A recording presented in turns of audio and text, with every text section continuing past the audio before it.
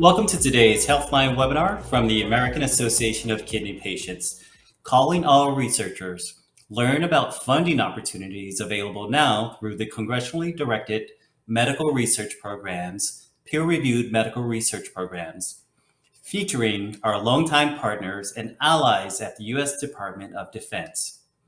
My name is Jerome Bailey, and I am AAKP's Director of Patient Engagement and Advocacy. As the oldest and largest fully independent patient-led kidney patient organization in the U.S., AAKP is proud to host our webinar series as a service to our fellow kidney patients, family members, and care partners, the research community, healthcare professionals, and federal policymakers. At AAKP, we work to ensure that patients have a central role in the research and innovation process so that unmet needs are identified and unique patient insights and lived experiences fully inform the research and product development lifecycle. This includes clinical trials to regulatory action and payment decisions. AAKP is a champion for full patient care choice, the protection of the patient-doctor relationship, and the elimination of artificial barriers and government determinants of health that impede patient care choice and access to available treatment options. Today's HealthLine webinar falls under our Center for Patient Research and Education. To get us started, I'd like to introduce Diana Clynes, Executive Director of AAKP. Diana has served AAKP and the kidney community at large for nearly 20 years. She is responsible for implementing and executing the mission and national strategy for the association. Diana initiates and manages the organization's funding contracts and maintains and develops existing and new relationships with industry, government, and organizational partners.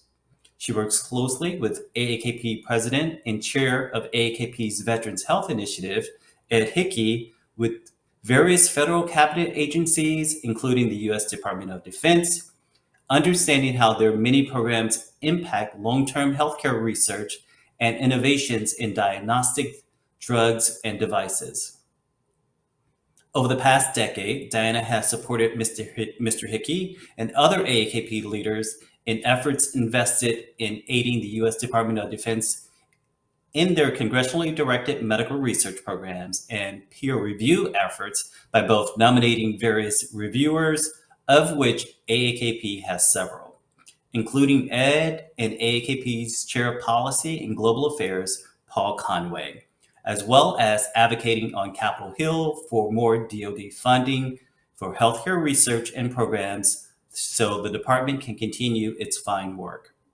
With that, I'd now like to turn things over to Diana to share a little background about AAKP's collaborative efforts with the DoD's congressionally directed medical research programs. Diana?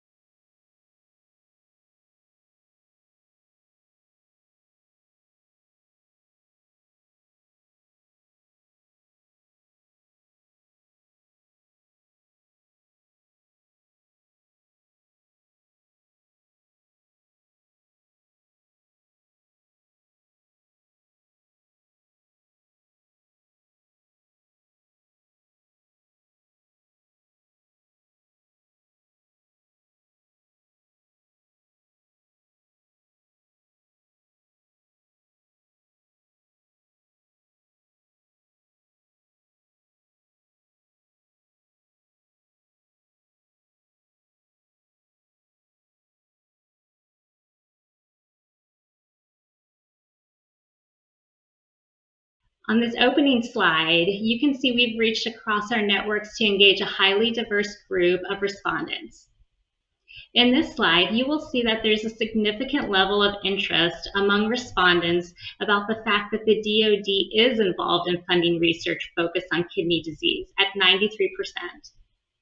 This slide shows the interest among respondents in sharing more information about the CDMR program among medical professionals and researchers they know. Even before receiving today's briefing, 35% indicated their interest, with an additional 55% indicating interest with additional information. That's a total of 90% that are interested in sharing what they're learning today. This slide gauged respondent interest in participating as a peer reviewer in the CDMR program. And again, without the benefit of today's briefing, 29% indicated yes immediately, with an additional 51% indicating interest in this opportunity with additional information. That's positive feedback at a combined 80%.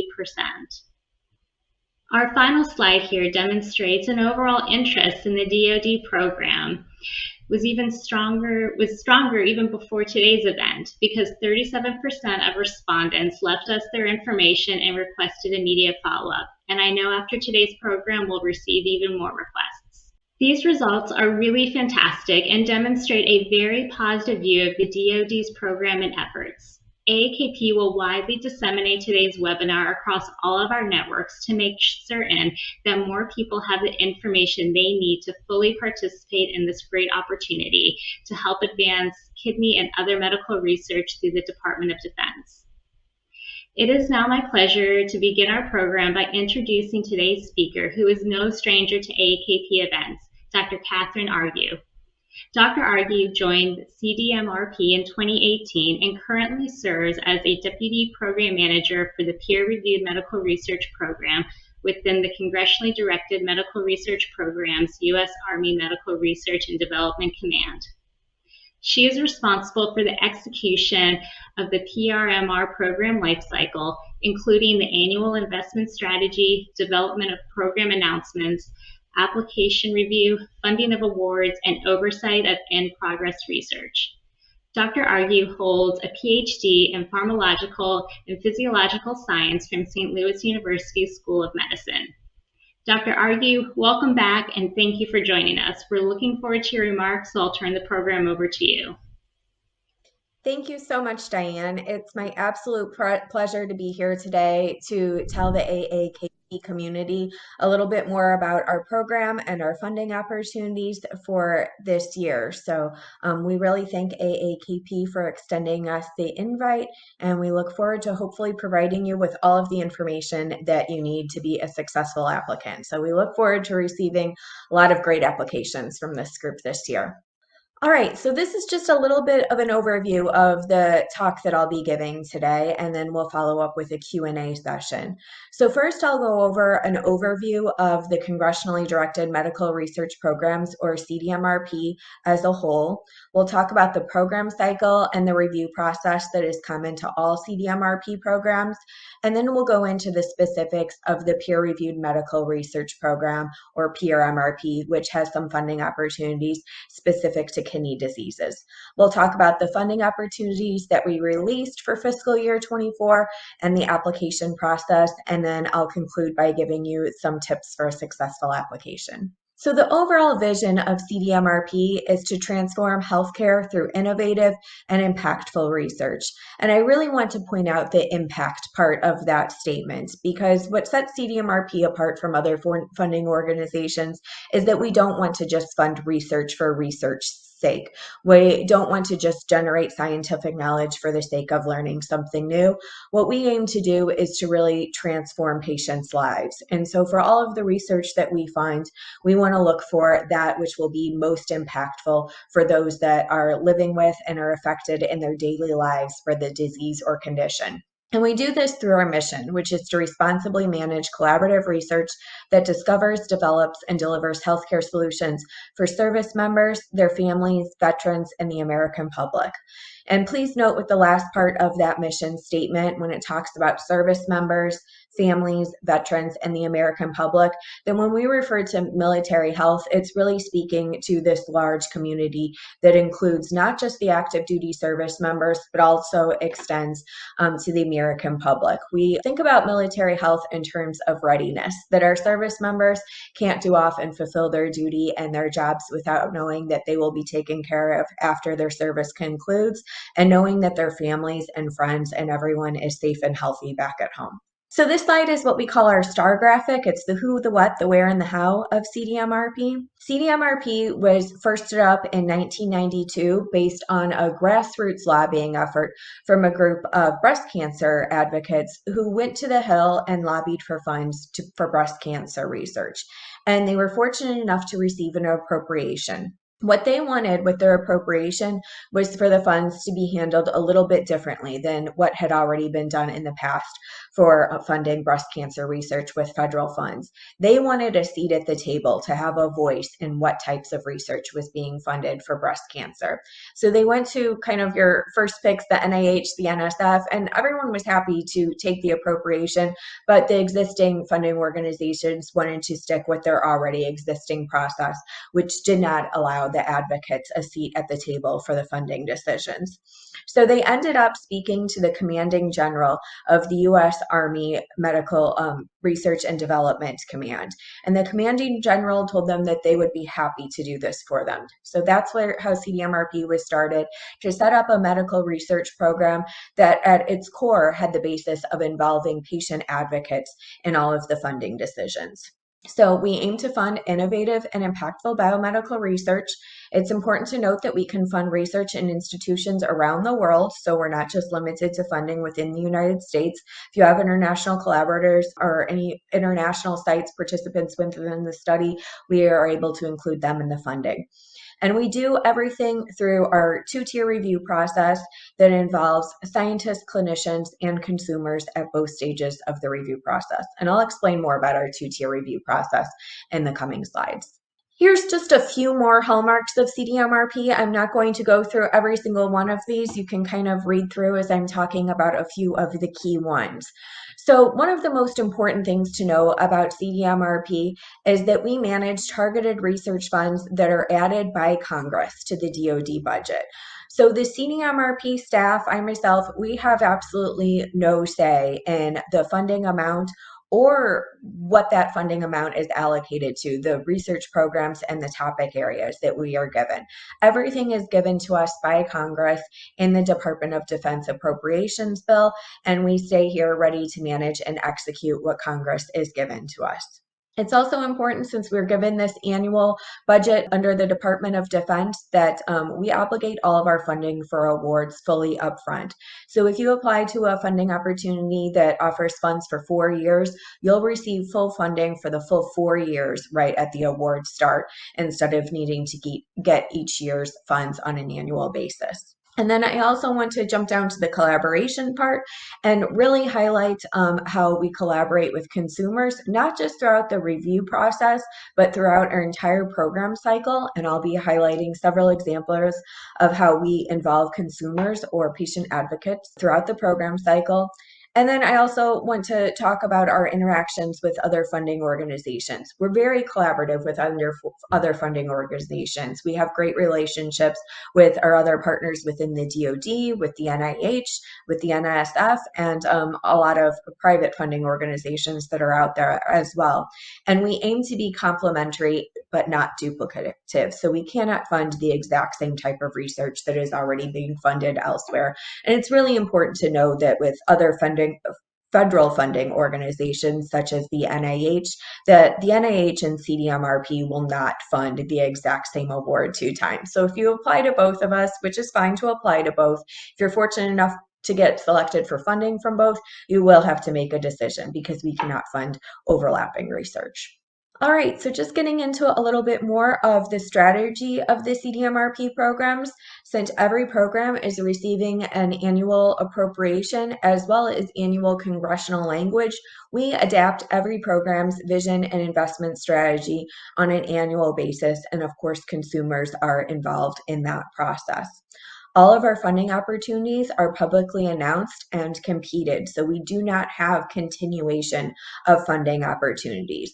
All of our funding opportunities are open to everyone, and it is all about open and fair competition.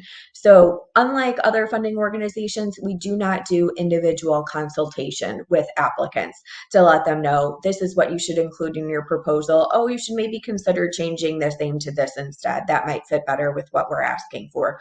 We do not offer that type of guidance because it would be considered as giving one applicant an unfair advantage over others. So everything is open and fair. We do these general sort of webinars to push out our information to wide audiences this way so that everyone is receiving the exact same guidance. And everything that we're telling you is both available on our website as well as within the program announcements themselves. And then I just want to overemphasize the part about impact. So as many times as I mention the term impact within this webinar, you should think about it when you're thinking about your applications. So you can continue to reiterate throughout the application how your research is going to have an impact either in the short or the long term. So this is the full list of the 35 CDMRP programs that were appropriated by Congress for FY24. You'll see that we do have 2 new programs, arthritis and glioblastoma. The focus of today's webinar is going to be the peer-reviewed medical research program. It is the largest of the CDMRP programs, and you'll see it highlighted over on the right side of the slide with 42 topic areas for FY24. All right, so all CDMRP programs falling under the Department of Defense, we need to speak within our applications. What we are asking for applicants to address is military relevance. And so within your applications for the peer-reviewed medical research program, you'll be asked to write a statement about how your proposal has military relevance, how the research is going to be relevant to the military.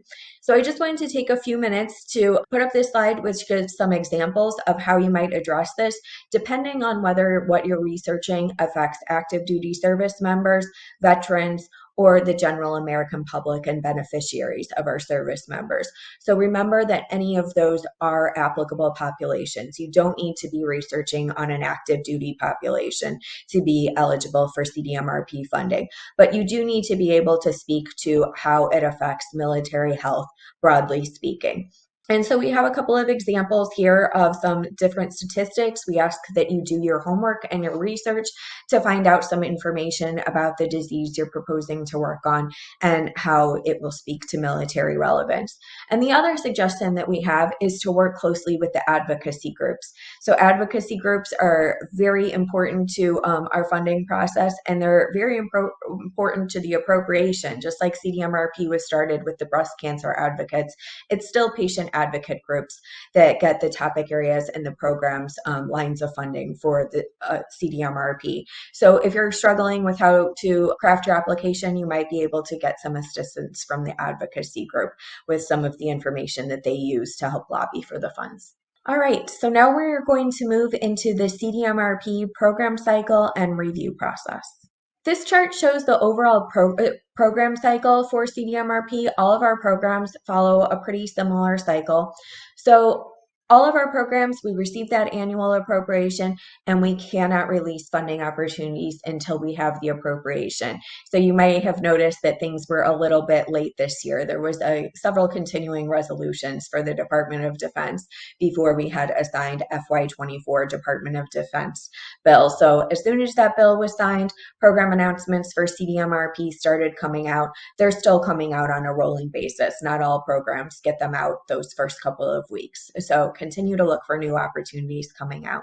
After our funding opportunities are released, all of our funding opportunities require some type of pre-application.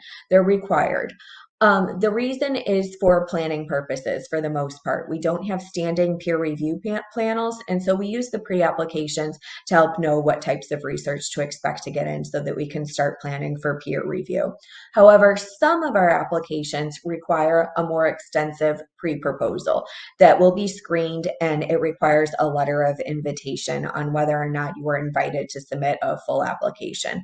So I'll be highlighting for PRMRP which of our funding opportunities have a simple LOI, and which have a full pre-proposal for which an invite will need to be received before you can proceed with the full application. But all of them have that required pre-application. You cannot proceed with the full application without some sort of pre-application. And then we move into our two-tiered review process, starting with peer review and then followed by programmatic review and the funding recommendations. Pay a little bit of attention to the timeline at the bottom of the slide and note that it might be about a year between funding opportunities being released and funding recommendations being made. So realistically, we are hoping to get funding recommendation notifications out sometime December or January timeframe, but it is still close to a year, quite a few months that you will have to wait to find out whether or not your proposal was recommended for funding. After it has been recommended for funding, the Commanding General of MRDC is the approval authority on our recommended for funding list, and then the award will undergo negotiations and its award performance life cycle. All right, so this is an important slide to note if you're not already familiar with CDMRP. This is the slide about our two-tier review process, which partners peer review to look at the scientific merit of proposal with programmatic review that looks at programmatic goals set forth in the funding opportunity. Peer review is very similar to what you're probably all used to with any other funding organization, where the application will be reviewed for scientific merit. One thing to note that is a little bit different about CDMRP is that during peer review, there is no comparison of one application to another. Rather, it's a determination of an absolute scientific merit score. So we ask our peer review panels to think about the application that they're reviewing in comparison to an idealized application, rather than the other applications that they might be reviewing. So you will receive a summary statement as an outcome from peer review. It will have the criteria on there with the strengths and weaknesses as seen by the peer reviewers, as well as a peer review score. However, please note that your peer review score is just an absolute score. It really doesn't give you any idea of your standing relative to the other applications that came in. After peer review, those that received, well, actually all of our applications proceed to programmatic review. They're going to focus more heavily, though, on the ones that received higher peer review scores. And they'll really be looking at the summary statements and doing that comparison-based review where they compare the relative strengths and weaknesses as seen by the peer reviewers and decide which ones they would like to proceed with funding. In addition to looking at the peer review information, they're also going to be looking at the program's goals and relative impact, and they're also going to be looking at portfolio balance. So make sure they're not funding too much of the same thing. Consumers are integrated throughout our program cycle. So if you remember back 2 slides to the program cycle slide, at every stage of that, we are trying to incorporate consumers or patient advocates. These can be patients or they can be caregivers for patients, anyone that can speak to the patient perspective. So once we receive our appropriation and we're setting up our funding strategy and preparing our program announcements, we solicit consumer input into the goals, the funding opportunities that we're putting out, and what is really most needed for their disease or condition, what they would like to see us solicit applications for that year. And then they're integrated as full members of both the peer and programmatic review panels. So they are full voting members with the exact same weight as the scientific or clinician reviewer. And then we also have some award mechanisms that involve patient advocates during the award. And I'll give you an example of one of those that the peer-reviewed medical research program has in a few slides. All right, so now we're going to move into the specifics of the peer-reviewed medical research program. All right, so the overall vision of PRMRP is to improve the healthcare and well-being of all military service members, veterans, and their families. And we do this through our mission, which is to encourage, identify, select, and manage medical research projects of clear scientific merit that lead to impactful advances in the healthcare of service members, veterans, and their families. PRMRP was first started in 1999, and relative to some other CDMRP programs, we have what we would refer to as very general congressional language, because it really doesn't give us any specifics of what type of research we should be funding. All that it says is that we should fund research of clear scientific merit and direct relevance to military health in specified topic areas. So the topic area part is where it gets really specific. It's by law that we fund only within the topic areas that are assigned to us within Congress. But aside from sticking within those topic areas, it's left pretty general. Here is the full list of the 42 topic areas that were given to the PRMRP program for FY24. You will see on this list several topic areas that are applicable to kidney patients. So we have focal segmental glomerulosclerosis, polycystic kidney disease, as well as nephrotic syndrome. We also have 4 new topic areas for FY24 that I want to highlight. These are topic areas that have never before been assigned to the program. So there's accelerated aging processes associated with the military, computational biology for precision health, congenital cytomegalovirus, and far UVC germicidal light. So to deal with the wide variety and changing annual changes in topic areas that we have, we take a portfolio-driven approach where we group together the topic areas based on common physiological systems, common research areas, and really just to group them together in ways that make sense based on the needs of the diseases and conditions represented by the topic areas. We group them into these portfolios. So you'll see some of our topic areas that are research tools rather than diseases or conditions. One of these is proteomics. That type of thing is included within all of our portfolios. Most of the topic areas that are most relevant to kidney diseases are going to be found over in the internal medicine portfolio, which you can see over on the top right of your screen. So that's where we have focal segmental glomerulosclerosis, nephrotic syndrome, and polycystic kidney disease. All right, so this slide is starting to give you a little bit of a hint of the funding opportunities that we have for FY24. There are 6 funding opportunities. I'm going to get into them in more detail in a couple of slides. This slide is just to highlight that all of our funding opportunities for this year are open to all of the portfolios and hence all of the topic areas within that portfolio. So the topic areas and portfolios are not going to change from one opportunity to the next. So you don't have to keep searching around to see which ones are applicable to you. All 6 of these funding opportunities are applicable to kidney diseases. All right, so following with our organization of the topic areas into the portfolios, we have program priorities set at the portfolio level. So within the program announcement, you're going to see the portfolio listed, then the topic areas under that portfolio, and then a list of strategic goals for the portfolio. So that's what we're using these portfolios, why we're grouping together things with common needs, is to address common strategic goals. And the strategic goals are organized under the continuum of care. So you'll have foundational studies, prevention, diagnosis, treatment, and epidemiology with bullet points under each of those different categories of the continuum of care that are the specific strategic goals. It is required that applicants select one topic area to address, and then based on whatever portfolio that topic area falls under, an applicable strategic goal. This is showing an example of the strategic goals. I pulled out the internal medicine portfolio for you all since I was assuming that was the one that was going to be most applicable to this group. So you can see the strategic goals that we have under foundational studies, prevention, and diagnosis. We have treatment and epidemiology. So all of these are listed within all of our funding opportunities.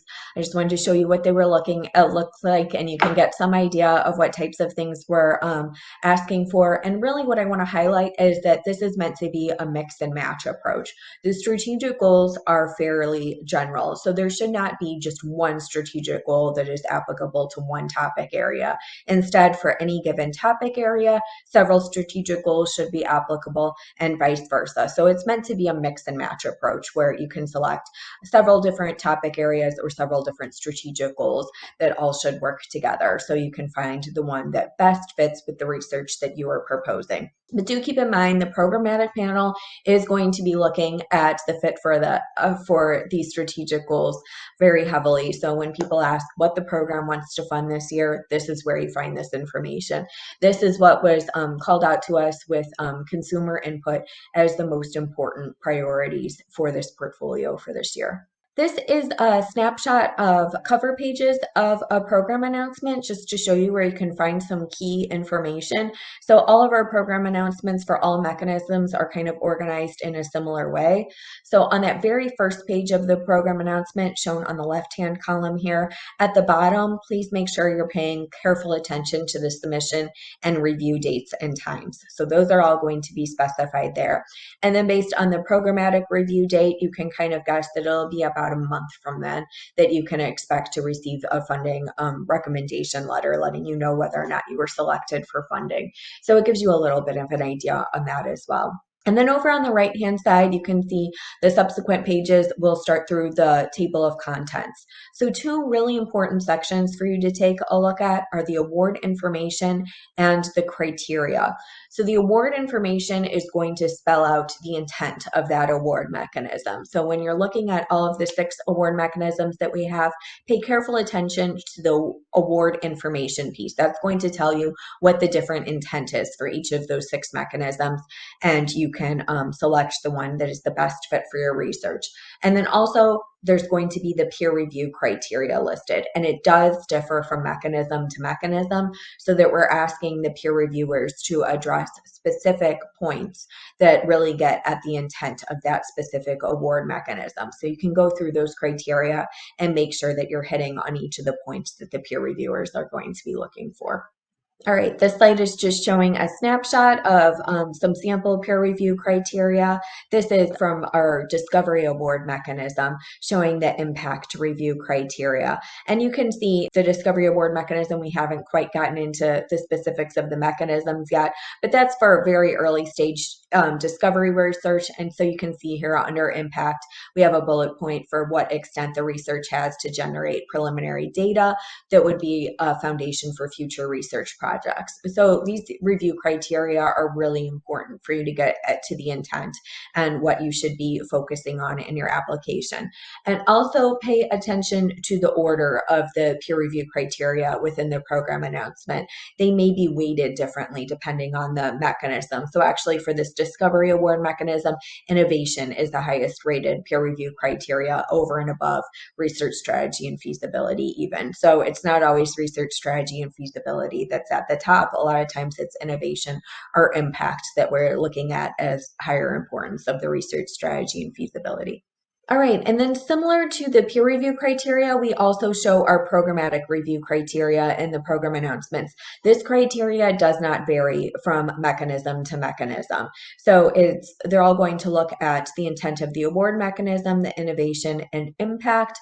And one thing I want to highlight is that we do have the programmatic panel members posted on our website. I encourage you all to take a look at the list of the programmatic panel members, because these are the folks that are really going to be making those final funding decisions, and you can see what type of expertise they have. And one thing I'll just give you a heads up, it's broad expertise. So unlike peer review where everyone should be an expert in the topic area that you're applying to, when it gets to programmatic review, it's going to be mixed expertise. So you want to make sure to some extent that you're keeping your application readable to a general scientific audience. So not so burdened with jargon that it's only going to really be understandable by somebody within your very specific field. Okay, so this one is probably one of the most important slides of the presentations. These are the 6 funding opportunities that PRMRP released for FY24. And we organized them under basic research, translational research, and then clinical research and trial opportunities. So starting off with the basic research, we have the Discovery Award mechanism. This is the one that I showed you the sample peer review criteria for.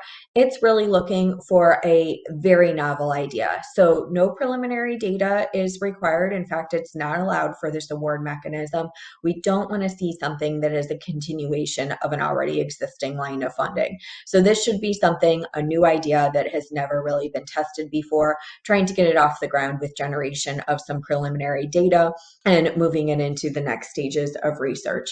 So high risk, high reward type of things for this mechanism. Impact is still really important here. So not only should it be something novel, but it should be something that, if successful, would really be a game changer for the field of science, for the research for that topic area. Then next, we have the Investigator-Initiated Research Award. For those that are familiar with the program, please note that this mechanism changed a little bit from what it has been in years past. The Investigator-Initiated Research Award used to be open to all stages of research, from basic all the way up to translational, and we narrowed it down more this year so that we're only asking for basic research under the Investigator-Initiated Research Award. You can think of this as your validation studies. So you have some preliminary data, but of course you need to generate more to show proof of concept. So that's what we're looking for under this mechanism. Moving into translational research, we have a new award mechanism. So since we limited the Investigator-Initiated Research Award to just basic research, we added the Impact Award, which is looking for more applied science. This is looking for research where you have an idea, you have lots of basic preliminary data generated, and it's time to start thinking about the applicability of that research to patients.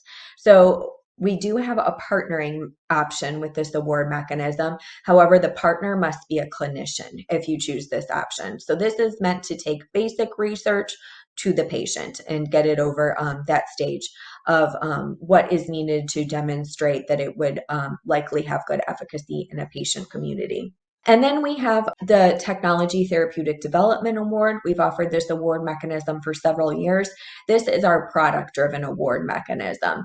So this is going to be, we usually refer to it as our IND or IDE enabling mechanism, but it can also support knowledge products. It's not specific just to drugs or devices. But what the biggest take home of this one is that whatever research you're proposing under the Technology Therapeutic Development Award, when that award ends, the one that you're applying for, the Technology Therapeutic Development Award, your immediate next step should be a clinical trial. So you should be ready to move to first in human studies at the conclusion of the Technology Therapeutic Development Award. So then moving into our clinical trials and clinical research awards, we have the Lifestyle and Behavioral Health Interventions Research Award. This one requires that you have a patient advocate as part of the research team, and it's open to clinical research or clinical trials as long as the clinical trial is for a non-pharmacological therapy or a non-invasive device. What we're really looking for is any type of research that is going to look specifically at improving patient quality of life. There is no animal research allowed under the Lifestyle and Behavioral Health Interventions Research Award. All of the award mechanisms that I have talked about thus far, the Discovery Award, all the way through this Lifestyle and Behavioral Health Interventions Research Award, the pre-proposal type is going to be a letter of intent. So the last one then that I have on this slide is our Clinical Trial Award. That is the one that requires a pre-proposal, and you have to wait for a letter of invitation to submit before you can proceed with submitting your full application. So the Clinical Trial Award mechanism does not allow any preclinical research. It's exclusively for clinical trials. It can be early pilot all the way through large-scale clinical trials, anything that is going to be measuring an intervention and an outcome on a patient population. We do have a planning phase option for our clinical trial award mechanism, which offers $500,000 direct cost maximum 1-year period of performance for a planning phase to get any regulatory last things out of the way before you actually start the clinical trial if that is needed. So it gives you time to get an active IND in place, set up sites, study team, any of those types of last things that you want to do before the trial actually starts. For the actual trial itself, there is no direct cost limit. However, keep in mind that budget will be a reviewed peer review criteria. This slide is a helpful one to keep handy. It lists all of our award mechanisms with the submission deadlines. So you can see our first set of submission deadlines for the pre-applications are fast approaching, coming up in the beginning to middle of May. Remember, for that clinical trial award mechanism, you do need to wait for the letter of invitation before you submit the full proposal. With all of the other award mechanisms, as soon as you put your pre-proposal in, you can start working and submitting immediately the full application. And then the full application deadlines range all the way from the end of May to the middle of August, depending on the mechanism you're looking at. This slide is showing just a little bit of our application process overview. Please note that the pre-application process will be done in eBrep. That's our electronic submission portal for CDMRP, and then the full application submission will happen in grants.gov. And just note that there are steps for both the principal investigator as well as the business official to go through. At the very end, it's very important there's a verification period to make sure that you have submitted absolutely everything. So during the verification period, you cannot change the proposal narrative and you cannot change your budget, but it does allow you a little bit of extra time to make sure that all of the other necessary attachments were done properly and uploaded properly. This section is going to be some of our tips and resources and strategies to help you have the most successful application possible.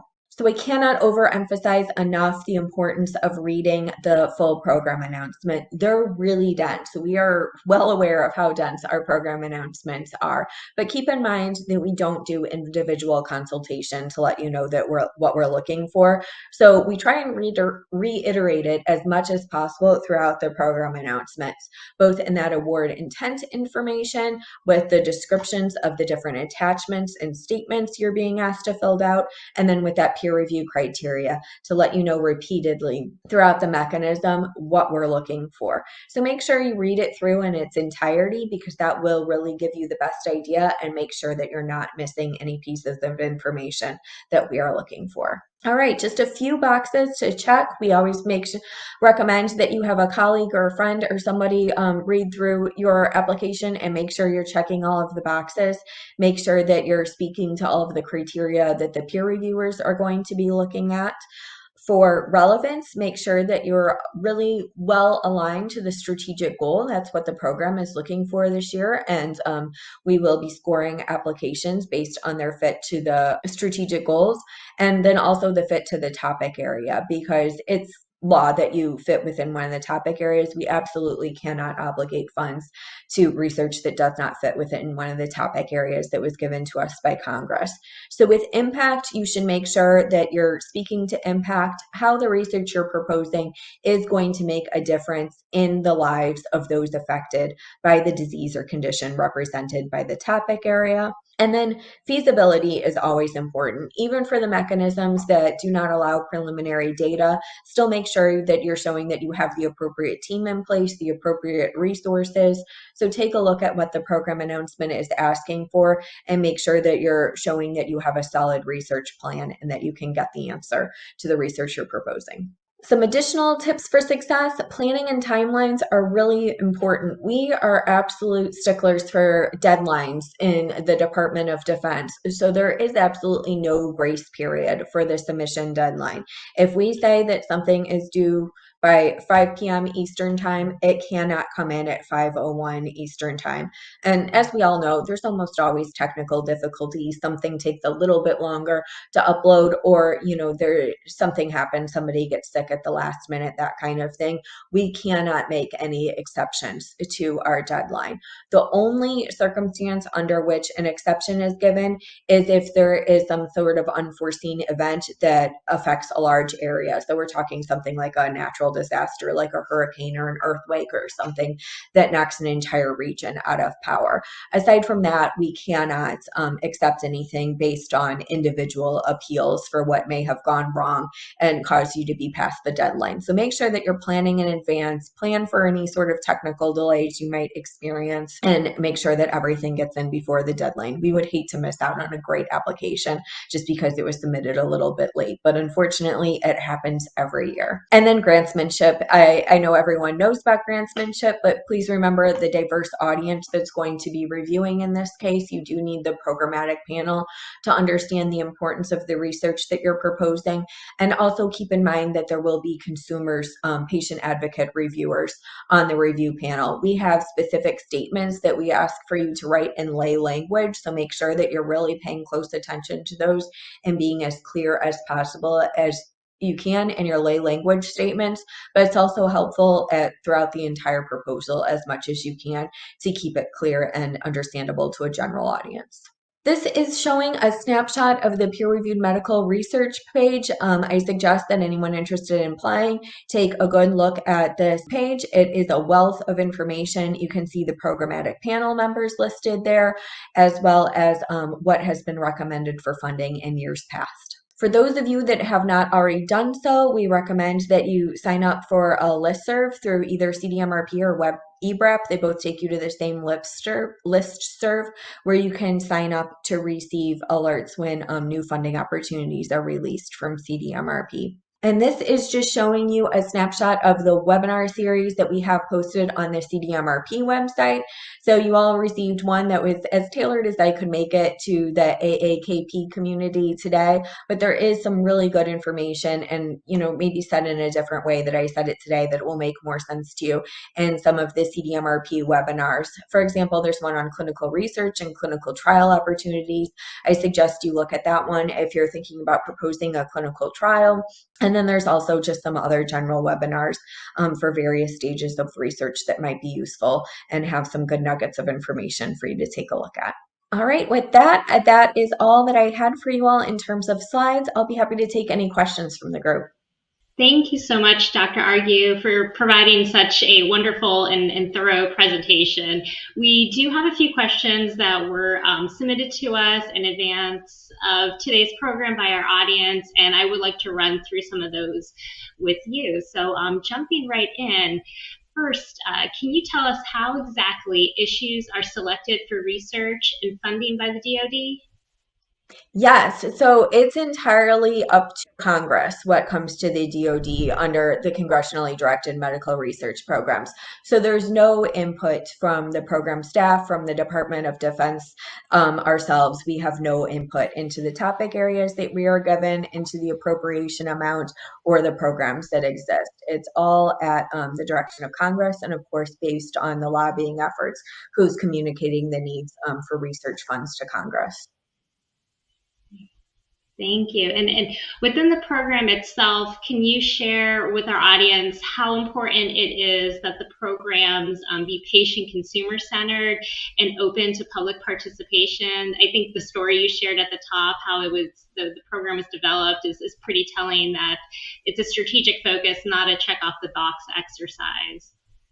Yes, so we really do take it to heart that we're here. Like I said, we have no say in the funds and the topic areas. We are well aware that the reason we're here, the reason we have the appropriation that we have, is through advocacy efforts. And so we keep that in mind with everything we do and are consistently asking for input from the advocacy groups on what type of research it was they wanted to see. They're the ones that lobbied for the funds. And so we take that to heart, that they should be getting what they wanted to see out of that appropriation. And so we incorporate them in the planning process.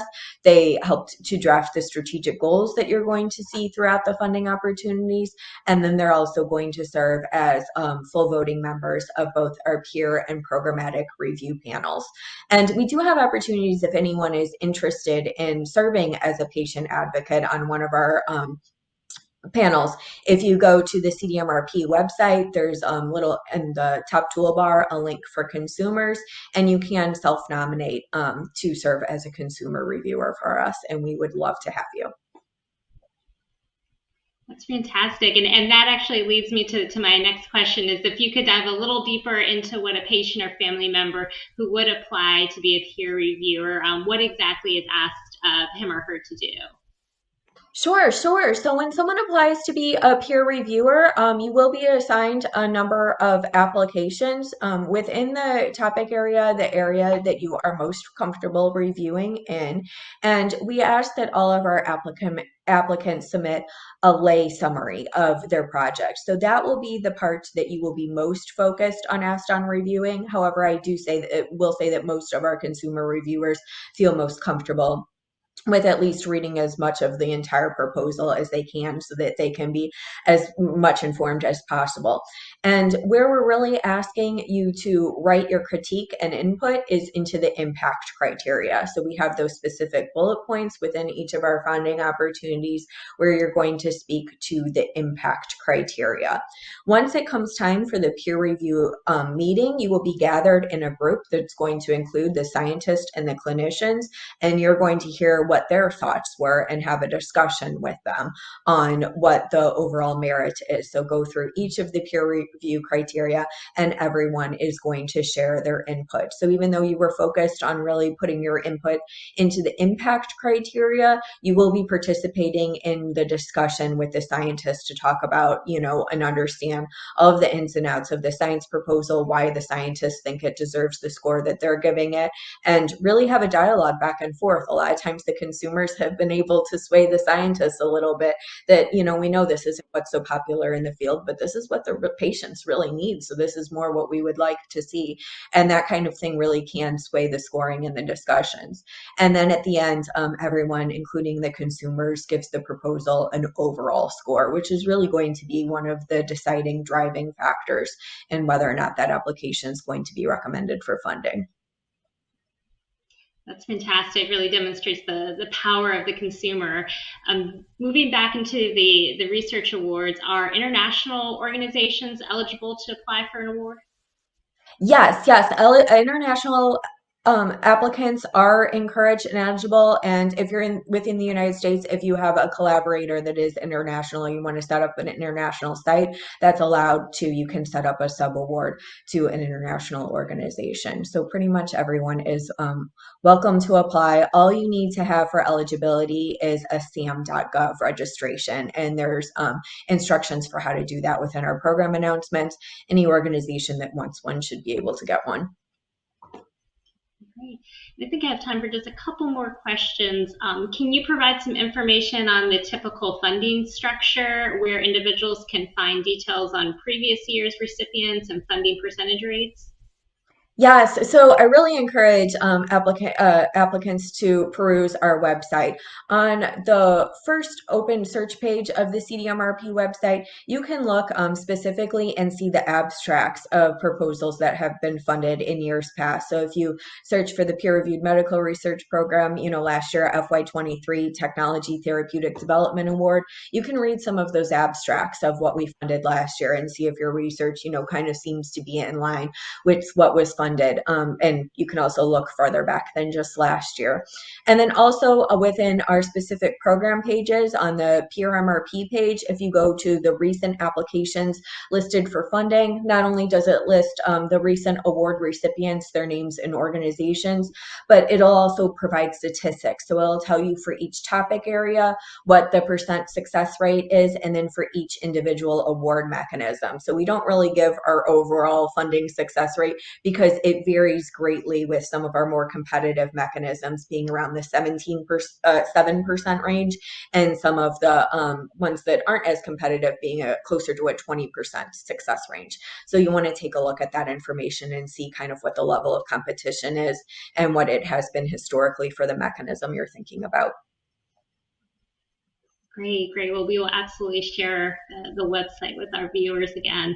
And finally, just last question, as a DoD program administrator, how meaningful is it to you knowing that the public and that patients with these conditions have been involved in helping the DoD fulfill the mission of the Department for service members and the American public? It is something that we absolutely take to heart. And I know that's an easy thing to say, but it's something that we try very hard to keep in mind that it is the reason that we are doing what we are doing. So every large business meeting that we have for CDMRP actually starts with a moment of silence delivered by a consumer, somebody that has been affected by one of the diseases or conditions represented by our program's other topic areas, to tell their story of what their life was like dealing with their disease or condition, and why they believe that CDMRP funding will make a difference for them. So we do that at the start of every meeting to put us in the mindset of this is why we're here. This is the purpose of this meeting. So that happens before all of our planning meetings, as well as all of those peer and programmatic review meetings, to put everybody in the mindset of the patient advocate, that that's why we're here. That is pretty much the reason for our existence. And so we want to make sure that, the outcome of that meeting is best going to speak to their needs. That's really important. It's a hats off that you guys do that. We are, strong allies with you, and we are excited to share this opportunity. So thank you, so much for your time and sharing the funding announcement with our audience. I have no concerns that we're not going to be flooded with additional information. So as always, we appreciate you joining us annually to share this. So I would like to turn things back over to Jerome to help wrap up our webinar today. Thank you, Diana. If anyone has any additional questions about today's webinar, please send those questions to info@aakp.org. I'd like to close today's webinar with a few slides on additional resources that may be of interest to you. If you are not already a member of AAKP, we encourage you to join. AAKP offers free membership to patients and their family members, as well as living kidney donors. To become a free member, join online at aakp.org/join or by phone at 1-800-749-2257. To receive all the benefits of membership, please be sure to include your email address when signing up.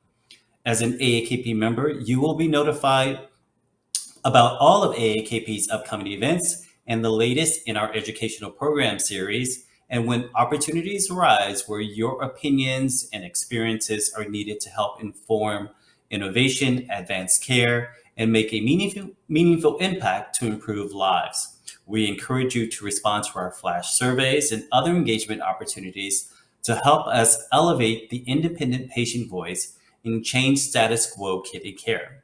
You will also receive a digital subscription to our bi-monthly magazine, AAKP Renal Life. And you can select to receive any of our 5 different electronic newsletters, all for just signing up. We also invite you to check out our blog or to read some great articles and patient profile stories, and follow us on social media for all the latest news and to keep up on what's trending. AAKP is dedicated to helping kidney patients across the disease spectrum understand their condition and take control of their healthcare. We are proud to offer a variety of resources for both patients and care partners. By visiting our website at aakp.org and clicking on the AAKP Store button at the top of the homepage, you can find a variety of educational brochures and online tools to order or download free of charge, including titles such as Coping, Living, and Thriving with Kidney Disease, and The Conversation Starter, questions to ask your healthcare team about choosing the right therapy for you. You can also order materials by phone. AAKP has a number of exciting events planned for 2024, including our 6th annual Global Summit on Kidney Disease Innovation, hosted in partnership with the George Washington University School of Medicine and Health Sciences, which will take place virtually July 16th through the 17th. Our 7th annual Policy Summit is scheduled to take place November 20th at the National Press Club in Washington, D.C., and will also allow for virtual participation. Registration for both events is now open. AAKP's 49th Annual National Patient Meeting will be a hybrid using AAKP's sophisticated virtual event platform, with the in-person component taking place in September in the beautiful state of Florida. The dates are to be announced. And finally, you can also visit our YouTube channel to watch a number of great presentations and webinars, all available on demand from our 2023 events and programs, as well as 2024 programs as they occur. I again like to thank Dr. Kathryn Argue for sharing about the important work of the Department of Defense Congressionally Directed Medical Research Program. An on-demand recording of today's presentation will be available in the coming days. We encourage you to share that with friends and colleagues who may be interested in the funding opportunities discussed today. Thank you all for joining us. Have a great rest of your day.